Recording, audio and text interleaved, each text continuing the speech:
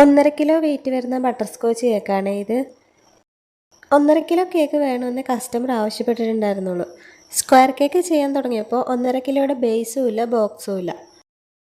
എന്നാൽ 2 കിലോയുടെ ബേസും ബോക്സും കൊടുക്കുക എന്ന് കരുതിയപ്പോൾ 2 കിലോയുടെ ബേസ് ഉണ്ട്, ബോക്സ് ഇല്ല.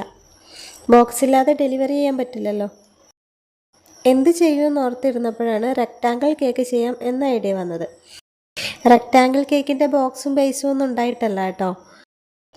1 കിലോയുടെ 2 ബോക്സ് ഒന്നിച്ചു വെച്ച് സെറ്റ് ചെയ്ത് ഒരു ബോക്സ് ആക്കിയെടുത്തു. അതിൻ്റെ അളവിൽ 2 കിലോയുടെ ബേസും കട്ട് ചെയ്ത് 1.5 കിലോയുടെ റെക്റ്റാങ്കിൾ ഷേപ്പിലാക്കിയെടുത്തു.